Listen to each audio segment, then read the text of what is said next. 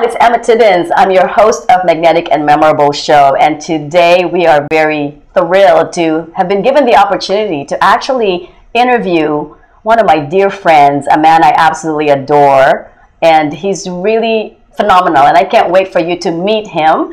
His name is Jules Barba. He's the founder of world-renowned JB Diamonds here in Newport Beach. So I want you to all welcome Mr. Jules Barba. Hi, Jules. Hello. How are you? Good. How are you? I'm good. Good. Thank you so much for having us here, allowing us to take time out of your busy day to get to know you more and then have people really know what JB Diamonds is. So tell us a little bit about JB Diamonds. Give us a little bit of background, your history.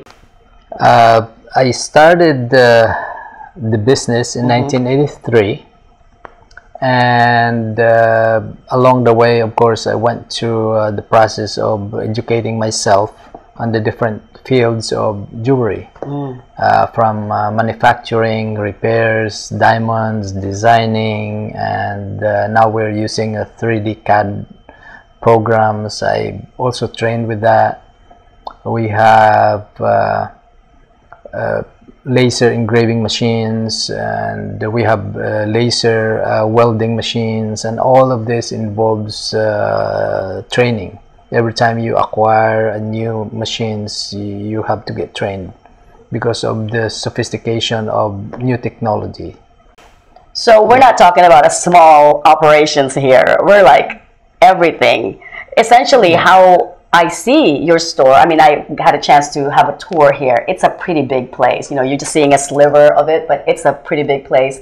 And you have specialized people working on, like you said, the CAD, I believe that's called computer-assisted design. Computer-aided design. Computer-aided design, CAD machines. And you have 3D printers. 3D printers. That creates wax molds and all that? Yeah, it's what the 3D printers does is basically you create the model in the computer through the 3D programs, and whatever the model that you create, you feed that to the 3D printers, and basically the 3D printers will make that model whatever that was done on the computer. That's just mind-blowing. Oh my gosh, that's mind-blowing because, you know, who is not fascinated with jewelry, right? I mean, at some point or another, I'm sure some of the people watching us, they have a particular jewelry that they've always wanted to duplicate, or, you know, they see a picture and they want that done. Yeah. Your store's expertise and your expertise, because you're a graduate gemologist from the Gemological Institute of America, correct? I went to GIA. GIA. So did I. I went too. Yeah. And because you're able to produce anything, literally anything for anyone. To simplify it in a layman's term, yes. I always explain to the customer, I said, if you look at the monitor, computer monitor, think of it as a blank canvas. What that means is, since it's a blank canvas, you tell us what you want, what you like, we create that one for you. So, wow. Yeah. So they can create a blank canvas. They can come here. This is what I have in my head. Bring it out into the canvas and create it for me. Yeah. Right? And then the other thing is, if they have like an heirloom piece that they want to copy, let's say, and keep it in the family, you're able to do that too. One project that we're doing right now is there's a family where they have the family crests. And they have the existing ring that's been for the last 3 generations. So now these people, they say, hey, Jules, can you improve this? So what they did, they sent us a picture of the ring, and they sent us some other links that they said, we want it to look like this. So we created and designed that ring right now. We made already the ring. Now they said, okay, for the women, we would like you to make a pendants. And for some of the men, we want you to create a cufflinks. So the same designs, we are creating multiple different wearable items for the same family crest. Wow! And that's like white gold, we make yellow them gold, we make them platinum, or whatever they want. Whatever they want. Yeah. Well, in case you don't know where Newport Beach is. The clientele that Jules has been serving. I mean, he's been serving, you know, celebrities, leaders, community leaders, and, you know, top CEOs. His clientele is like the elite, you know, creme de la creme. But I know that you also have a selection for anybody's budget, right? Of course, yeah. Yeah. So tell us about the selections you have here. It's so vast. It's so unbelievable. We have basically have from basic items, you know, gift items for $150 to then you could go up to whatever you want. $1 million. Yeah, we have. Yeah, right. I wouldn't be surprised. I've seen them. So, but what is unique about us is whatever inventory we have, people will always say, you know what, I saw this somewhere else, or I have this something in mind, and they can go to any other stores. Those stores won't have it. I won't have it. Now, where our custom designing ability, that's where we come in, and that's where we have the big advantage over other jewelry stores because of that ability. So the customization and creating custom pieces, like you said earlier, a family crest. They can make it in different metals, and they can also encrust it with different gems, right? They can birthstones. There's so many different ideas, and even they can also start their own traditions by creating their own family crest. That's a great idea, right? And you can do that. So I also know, though, that you are one of Southern California, even, you know, I mean, Southern California's #1 engagement ring and wedding ring suppliers, meaning I've done my little homework and I went on Yelp and read on Yelp, and the clients that you've served for their wedding rings and their engagement rings, they're just raving. They couldn't get over the service, the quality of what you created for them. So tell us about that part of your jewelry business. We have two departments in our company. One is a wholesale department. That means to say we service to the designers and stores, and we have out of states customers. You know, we have clients from New York, from Georgia, from Iowa, from Arkansas, and even overseas. So we manufacture for those designers. Another department that we have is the retail part of it, which is the private clients and the referred people that come to us. So that's what we do now. Because of the change of the economy from the 2008-2006, you know, after the collapse of the economy, business trends have changed. And on the other hand, the bridal part of the business is always, as long as people are in love and they're getting married, want to go out on a date, and they want to get married, make their wife happy. There's the anniversary. Always, the anniversary. They have to buy their wives, the girlfriend, something to continue maintaining the relationship. Yes. So we, in the last 2-3 years, that's where we shifted our focus into the bridal market. And of course, that kind also changed into the we changed on the focus, but at the same time the product lines also changed, because now instead of making pieces just for a normal wear, now you have to focus on wedding bands, new engagement ring designs, and all that. So we have to, in other words, what we have to do is we have to get to the flow of where the market goes, you know.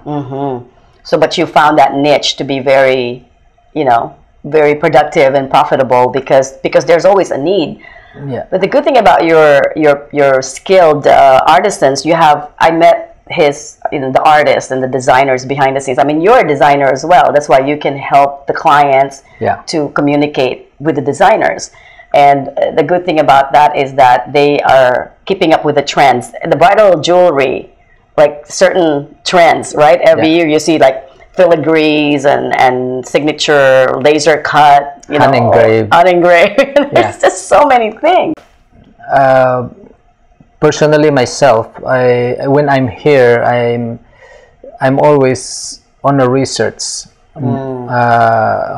mode, you know, like I go through different online resources and see what's the trend, and we subscribe to industry magazines, so we know what's coming. We know, and then when I see something interesting or new trends, I would call up a meeting with my master jewelers, with the 3D CAD designers, and say, hey, you know what?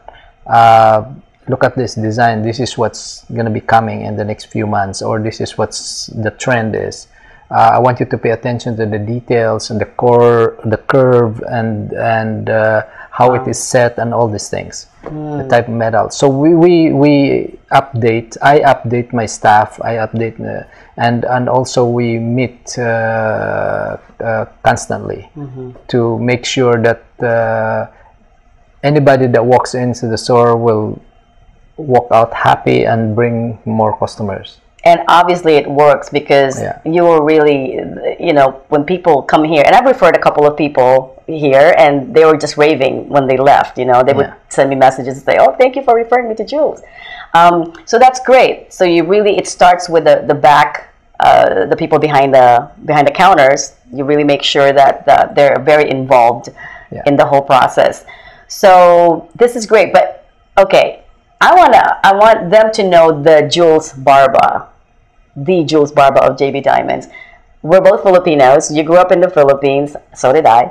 And tell us about did you think about becoming a jeweler when you were a child, like when you were younger, growing up in the Philippines? No clue. My father were in a commercial fishing business, and I've seen it, how hard he worked and how hard the whole business is. So even though my dad has other businesses, but the main business is the commercial fishing business. So in my mind, I always have that since I was a little kid, that I want to be on my business man when I grow up, but never thought about being a jeweler. A big jeweler. So when did that moment? How did that happen? Like when did you have an entrepreneur endeavor before the jewelry business? How did that start? My background, education-wise, in college, I was a biology major. I was a pre-med student. Oh my gosh, Dr. Jeweler. Yeah, okay. in the Philippines, actually, I worked for a German pharmaceutical firm, and then when I came in here, my position back in the Philippines, I was already a district manager. So I came in here, applied for the same jobs that I was doing back in the Philippines. They would have 200 applicants. They would pick out the top 10, and I'm always on the top 10 for the interview, but never get hired. Wow. My accent was very strong. Oh. I'm too new to the area. All the, which, you know, a liability anyway. They see that. I was never really given a break to say, hey, you know what, we'll give you a chance. Why don't you show up, you know, and see what you can do. But I know what my capability is, because when I was a district manager, from sales rep to district manager in the Philippines, I was always either number 1, number 2, number 3, but never below that top 3 in the whole country. My performance. And when you work with pharmaceutical companies or any other companies, it's all about bottom line. It's all about numbers. That's the ranking. It's not because you're the nicest person. It's the nicest person, right? It will say, hey, what's your performance this month? Right. Yeah. Right. So I'm always the top 3. So when I was here, I applied for the same jobs, never get hired. One day, I got a phone call from an old friend from back home and say, hey, you're here. Why don't you come and visit us? I said, sure. So this friend of mine, we went to see them in Simi Valley, drove all the way from Irvine to Simi Valley, and when we got there, we get to catch up, and then he said, what do you do? I said, oh, I'm just working at the telemarketing, making $3.25 an hour. And they said, well, would you like to sell some jewelry? I said, sure. The guy works for a rivet company, and the wife works in the accounting firm. They have a full-time job. On the side, they're selling jewelry. And I told them, I said, sure, no problem. And so they give me some jewelries, and this was on Thursday.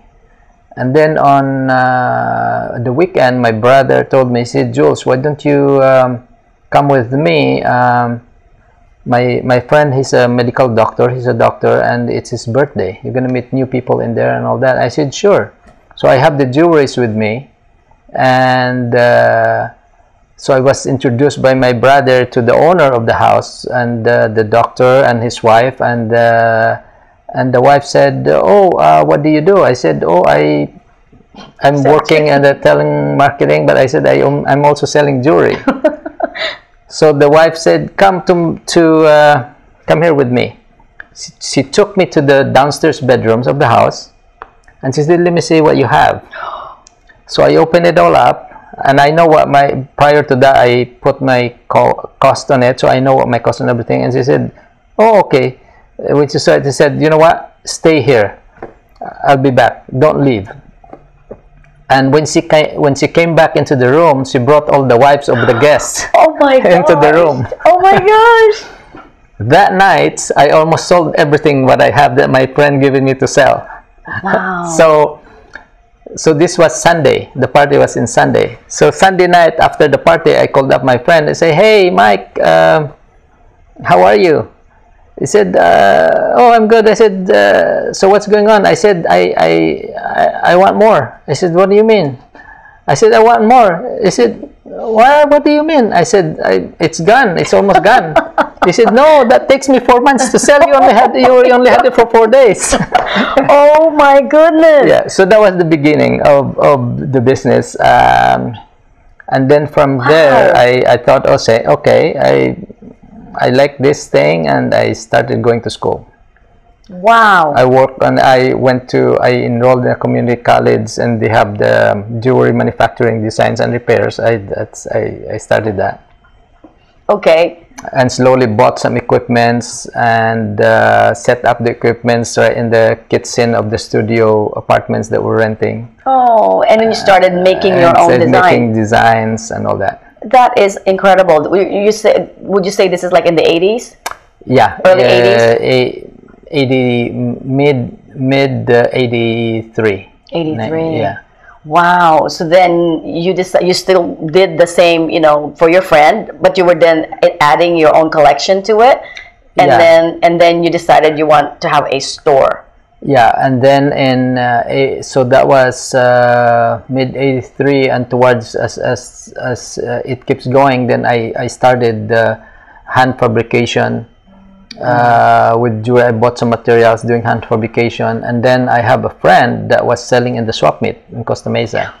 Okay. So I told him, I said, look, would you share with me this space? He said, sure. So I started going to the swap meet, and I sold my hand fabricated jewelry pieces. And they were precious metals. They were gold. They were silver, and okay. mostly I have some brass pieces, but I would sell them for $15-20 and for the pair, and I would sell them. And wow. I'd sell. So that was on my. So that was the beginning, and then I thought to myself, okay, and this sounds good, and then I got a license to for the business. Okay. To be formally in business. Wow. For the meantime, I have a full-time job. Oh, you're still working? Yeah, I'm still working. I have full-time, but this is during my off days. I would be selling, and during off work, after work, I have. So it comes to a point wherein my what do you call this? My answering machine. That would be half an hour would be full of messages from people. They say, hey, Jules, come see my brother-in-law, or my sister-in-law, or my brother, or my aunt, or my son wants to see you, or I would like you to visit my neighbor, and all that. So people. Wow. So even early on, you really have been a referral-based, you started with a referral-based business. You built it very strong because, I mean, we're going to talk about it shortly, the magnetism. If you see this man in person, he's very magnetic. We're going to talk about his secrets, why he's magnetic. But obviously, even way before, people were like, come and see us, you're being referred. So at what point did you jump and say, because Newport Beach, I mean, come on, we know that this area, the lease and all that stuff is not, you know, but quite bold. What a bold leap you did from just learning how to sell that and then having a store in Newport Beach. What made you decide that? Where did you hesitate? Did you have any? Were you afraid? I took a survey of all my clients, you know, database, and I found out that a lot of my clients are within Irvine, Newport Beach area, Costa Mesa, which is, you know, around in this area. So my first store was right there by John Wayne Airport. It's still there actually, but doesn't belong to me anymore. And then I decided to, and I attended a seminar one time, and it's about it's some sort of a self-motivational speaker, you know, was talking about, and he says, don't you know that people are lazy? Generally lazy. In other words, if you are a mile away, if there's a store a mile away and there's a store 1 block away, where would you go? You were not gonna drive to a mile away. You would rather, you know, go to a block away. Yeah. So that came to my mind, and I thought to myself, I said, okay, Newport Beach, you have all these people that can afford jewelry, but yet there's not really a manufacturing facility where everything has to be done in-house. It's either they have to drive 50 miles away or go a few miles away. So I always said I want to open up a place where it's in the heart of Newport Beach, and that's how I end up with that decision. Wow. Because at that time, Newport Beach isn't what it is now, right? The development, the Fashion Island, right? Was it already there? It was there. So that was, I opened JB Diamond's location now. I opened this up in 1990. Oh, 1990, okay. Yeah. So when I found out about this building, I talked to the owner of the building. I told him, I said, look, I'm opening up, I would like to open up a jewelry store, but I don't have any money. Oh. So I said, all I need is I want to start, and this is what I can do. I'm very good with my hands. I'm a very good jeweler, and that's it. So he said, okay, thank you. So I left. I was on the way to an appointment in Los Angeles. About 20 minutes of my driving, I got a phone call from the secretary of the owner of this building, and he said, hey, Jules, this is Linda, the secretary of Don, and he wants you back. He wants to talk to you. He likes you. Oh, so wow. I of course made the UE, come back, and I walk in this in the 3rd floor in his office, and he told me, he said, hey, young man, come sit down. He said, look, I like you, I want to help you. So he took me to this suite where I'm now, and he said, hey, I want you to be in this location. He said, I will do these things for you. You tell me what to open up, what to do the thing, and I will do this for you, and I will start you with this rent, this low, and after 6 months I will add $50, and after 6 months I will start, because I want you to be able to start and build up your clientele. So that's what, that's how it all started. I had no idea about that story. That's like, oh my gosh, that is priceless. For someone, well, first of all, there's so many layers of lessons in that story. You boldly just said, here I am, authentically honest, and saying, I don't have the money, I have the skills, there's the confidence, what have you got to lose? You asked, right? The second layer there is that what a beautiful man the owner of the building is for trusting you. You know, it took you and him, and now this has expanded into a business that's helping so many people, making people happy, you know, creating memories, creating legacies, right? So from that point on, so you were very inspired, right, in building up the business and everything. Was there a point where you came across a like a hardship or like a challenge that you thought you couldn't overcome in the business? Was there any time? Yeah, having a business is there's always a challenge. Every day is a challenge. Every month is a challenge. Every year is a challenge. You know, it's not like not all roses, smooth, right? It's not like a bed of roses. I think the approach and your attitude is very important, because I know people that and your ability to handle stress at what level, you know. Because on the same individual, or I mean, in other words, on the same amount of problem, the same kind of problem in the other individual, it could be a big deal. On the other individual, it could cost him his life. On the other individual, could ruin him completely. On the other individual, on the other hand, will rise up to the whole situation. So that kind of mindset, I think, is very important. Now, challenge-wise, my original vision when I opened up JB Diamonds in Newport, I said, I'm going to be a service place for all the jewelry stores. I'm going to be a service place for the trade. That was my original intention, and that's the reason why I'm inside the building. I don't have a retail walk-in. It's because that was my original intention. So I built a very small showcase area, and the rest of it pretty much is a workshop, because that was my original intention. What happened was, people that been coming into the building, they would stick their head and they say, "Hey, are you a jewelry store?" I said, "Yeah," and I would tell them, "We are a manufacturing company. This is what we do," and all that. And then they would start giving us small things, repairs, and then they found out that, oh, I like the workmanship and all that. Then they would start giving us orders, because initially they have to break that trust barrier. Trust. Are these people reputable? Are they good? Are they can they do the job that I'm telling them to do? All these things. So once you break into the barrier, then suddenly they say, "Hey, I want you to make me a bigger piece, and this, now you're a $20,000 order." Wow. From a $10 repair, it starts from a $10 or $20 repairs. Wow. So that's how it's all started. The whole referral thing. That's how it all started, from customers that was coming in the building, and then I would do their job, and then I personally also, I do marketing myself. Yes, you do. And how I do it is, I would go out from this office and go from building to building around here, and I would tell them who I am. I would leave them a card, and this is what we do. So then there's people that had visited us, and they also would send clients, and they also become our customers.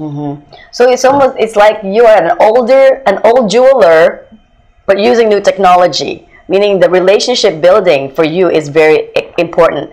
You still have that. You're not just a transactional sort of a store where, buy a ring and bye-bye, right? You maintain, they become almost a family to you, because they come back, their families come back. 30 years, we're talking maybe 3 generations have been here, right? I have actually, I'm serving already a 3rd generation's clientele. I have several of the clients. I'm dealing with the grandchildren now. Oh, that's beautiful. So what should you say to our friends who are watching right now? Perhaps they're getting engaged and they want to surprise their fiance with a beautiful ring, or they want to surprise their wives, their husbands, or whoever in their families. They want to surprise them and they want to come here.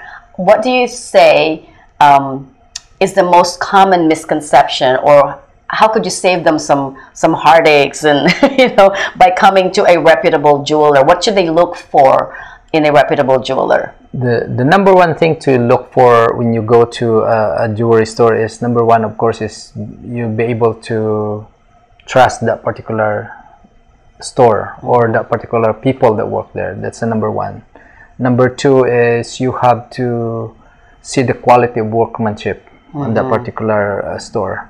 And of course, number three is, can they deliver the actual design that you tell them to design, or the product that you tell them. So if those stores can do it, do these 3 things, then you can do business with those stores. But it's very, very hard. The number one hesitations of people when it comes to custom designing is because they don't have the confidence that these people can deliver the job. Now, how we can overcome that particular problem when the clients comes in here, I tell them, we will make the job for you, and if you're not happy with the outcome of the product, don't pay us. There's no other stores that offers that kind of warranty. My gosh.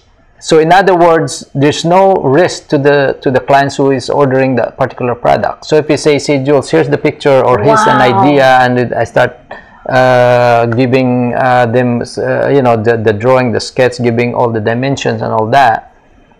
And by the end of the day, when he's ready to pick up the product, if it's not what it is, as according to his or her concept, you say, hey Jules, you're a very nice person, I like you, but this product gives me nightmare.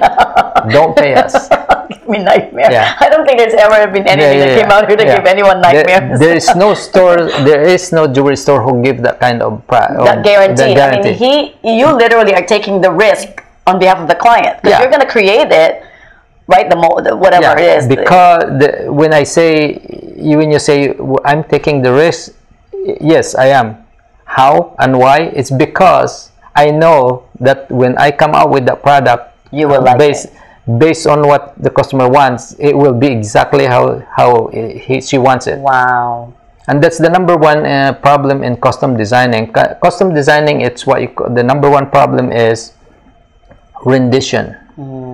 Rendition, it's a process of, if I tell you that I want the ring to be round, and it has to be a little bit domed, you're creating a picture in mind, right? And I want it to be a little bit slightly square on the bottom. All of this, as the client is describing to you, you should be able to get that details. To visualize it with them. Visualize with them. To the detail, to the nittiest detail. Now, the number 99.9% of the problems of custom designer is their ability to pick that details that the client is telling them, receive it and exactly how it is, and create a three-dimensional product. In other words, the actual ring or a pendant or you know, bracelet, whatever the piece is, and then that exactly translated exactly how it's described and translated into two-dimensional item.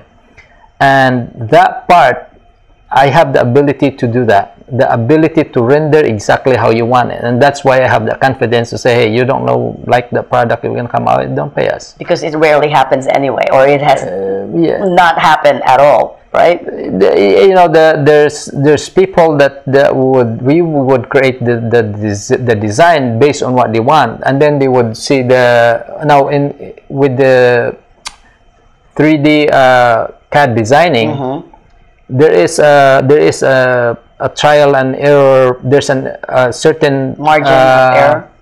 There's a certain part of the manufacturing where it's editable. You can edit the product.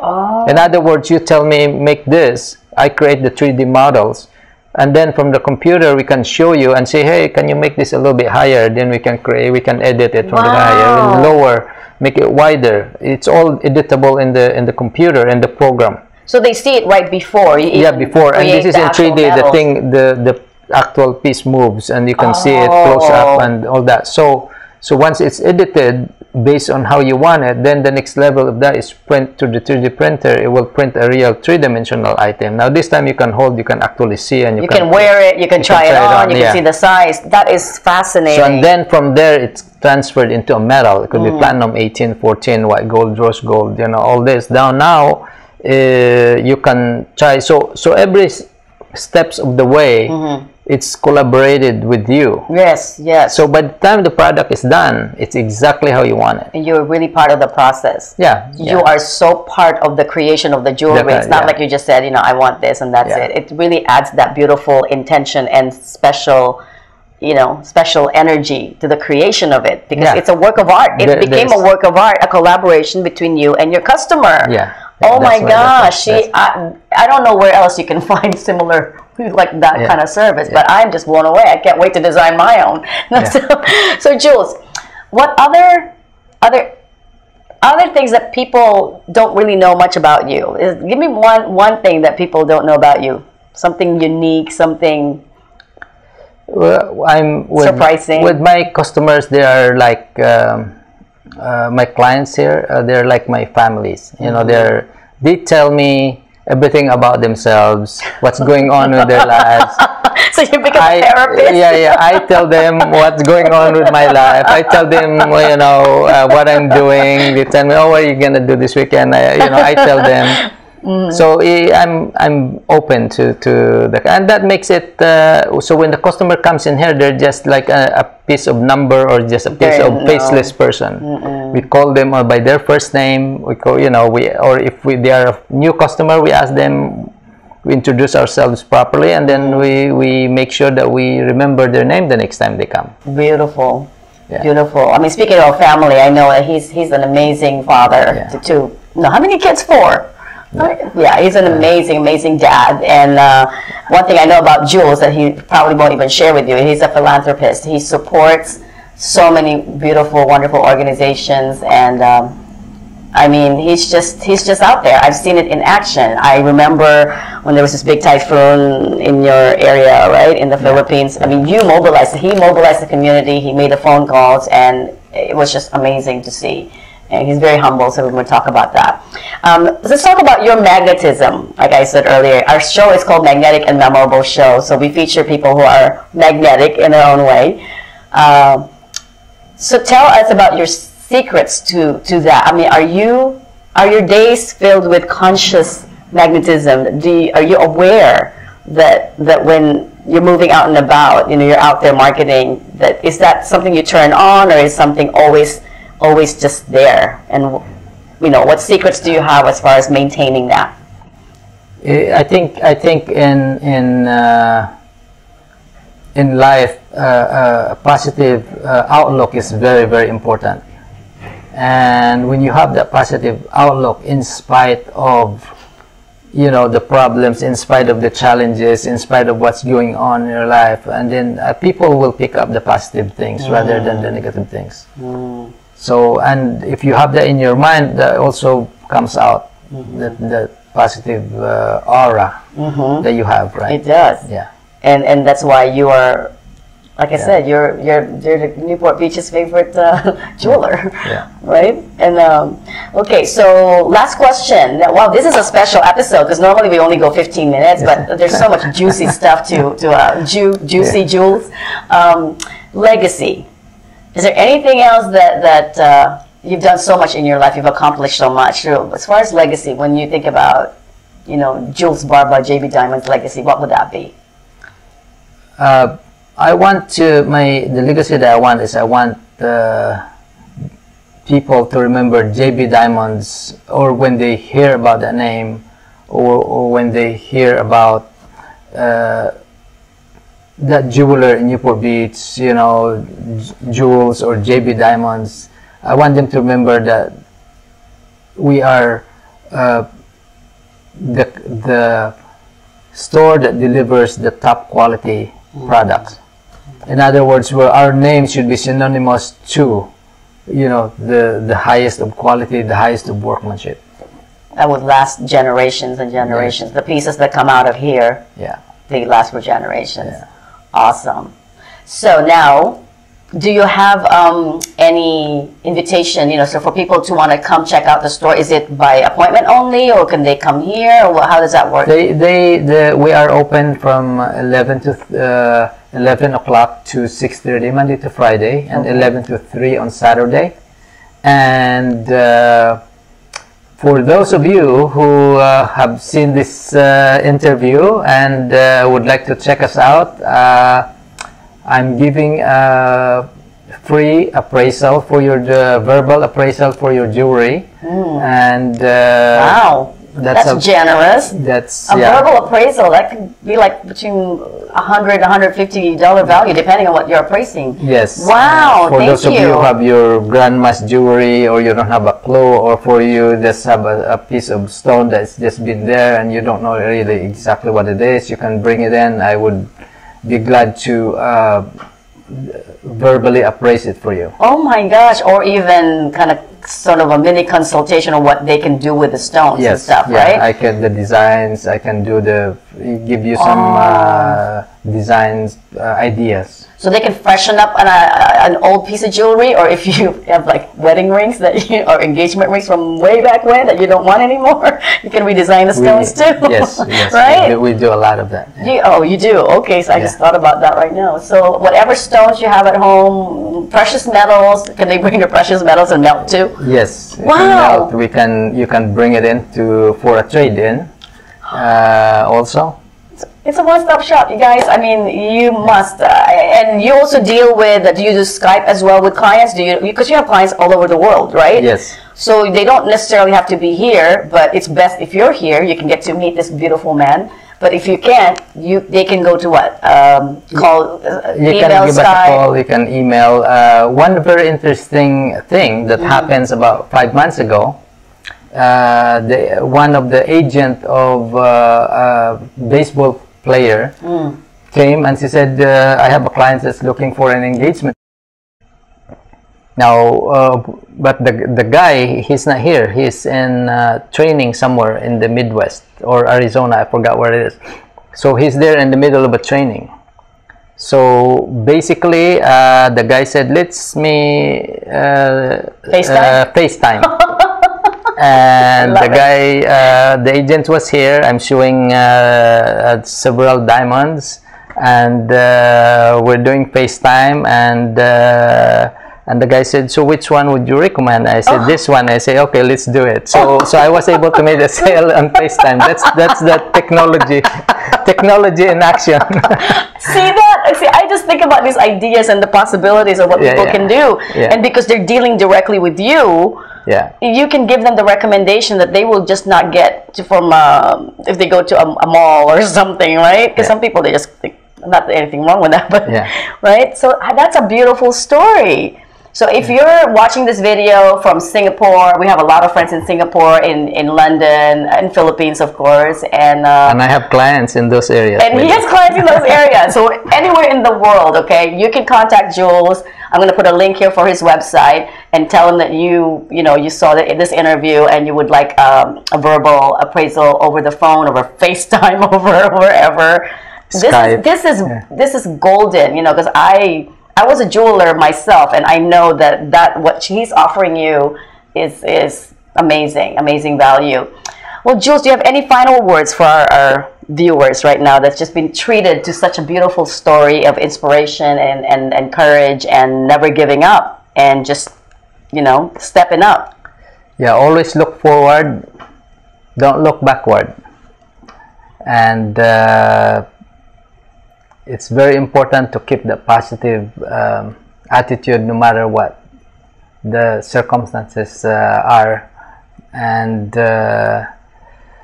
life is too short. So just enjoy it. Enjoy it. That's right. Surround yourself with beautiful people and beautiful jewelry. With this magnetic personality right here. Oh, thank you. Well, thank you so much, Jules. Thank it you. was so amazing. Thank you for your Thank time. you. And so there we go. There we have it. This is our special episode. Actually, this is our first episode on location in a business, and what perfect location for us to be here at the JB Diamond store in Newport Beach. So this is Emma Tiebens, your host, and until we connect, here's to your success with satisfaction and significance. Bye for now.